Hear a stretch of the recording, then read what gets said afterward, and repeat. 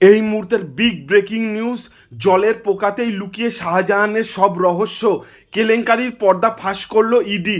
যতই সময় গড়াচ্ছে সন্দেশখালির বেতাজ বাদশাহ শাহজাহানের একের পর এক কেলেঙ্কারির খবর সামনে আসছে।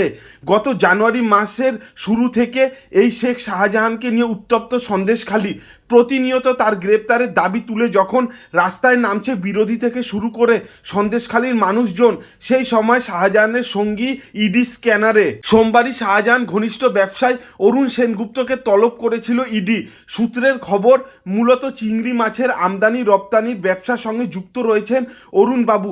শাহজাহানের সাথে যোগসূত্র নিয়ে জিজ্ঞাসাবাদ করতে চাইলেও বয়সজনিত কারণে ইডি দপ্তরে আসতে পারেননি বিরাটির এই ব্যবসায়ী। পরিবর্তে কাগজপত্র নিয়ে তার মেয়ে ইডি দপ্তরে যান। সেগুলো মূলত লেনদেন সংক্রান্ত তথ্যই ছিল বলে জানা গিয়েছে। 2 ঘন্টার মতো ইডি দপ্তরে ছিলেন তিনি। প্রসঙ্গত, গত শুক্রবার সকালে পুলিশের খাতায় ফেরার সন্দেশখালির শেখ শাহজাহান ঘনিষ্ঠ ব্যবসায়ীদের বাড়িতে ম্যারাথন তল্লাশি চালায় ইডি। আমদানি রপ্তানি ব্যবসা সংক্রান্ত মামলাতেও হাওড়া, কলকাতা, উত্তর 24 পরগনা সহ মোট 6 জায়গায় কেন্দ্রীয় বাহিনীর জওয়ানদের নিয়ে তল্লাশি চালায় কেন্দ্রীয় তদন্তকারী সংস্থা। এই অরুণ সেনগুপ্তর বাড়িতেও আগেই হানা দিয়েছিল ইডি। সূত্রের খবর, একাধিক জায়গায় মাছের ভেরি, ফিশ প্রসেসিং ইউনিট রয়েছে অরুণ বাবুর। আমদানি রপ্তানি সংক্রান্ত একটি সংস্থাও রয়েছে তার নামে। তবে বর্তমানে বছর 70-এর ওই ব্যবসায়ী নিজের ব্যবসার কাজে তেমন সময় দিতে পারেন না।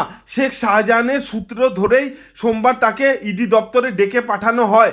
প্রসঙ্গত, কিছু মাস আগে নেজার থানায় শেখ শাহজাহানের নামে আমদানি রপ্তানি সংক্রান্ত একটি অভিযোগ দায়ের হয়। তার ভিত্তিতেই ইসিআইআর করে তদন্তে নেমেছে ইডি। প্রসঙ্গত, সন্দেশখালিতে শাহজাহান এবং তার সঙ্গী শিবু হাজরা, উত্তম সর্দারদের বিরুদ্ধে জমি জবরদখল করে ভেরি বানানো, মুরগির খামার বানানোর মতো বহু অভিযোগ রয়েছে। আমদানি রপ্তানির ব্যবসায় জমি, ভেরির টাকার বিনিয়োগ, সীমান্ত পার করে মাছ বা অন্যান্য সামগ্রী রপ্তানি করা হতো কিনা, সেই সমস্ত বিষয় তথ্য পেতেই এবার তদন্তে নেমেছে ইডি।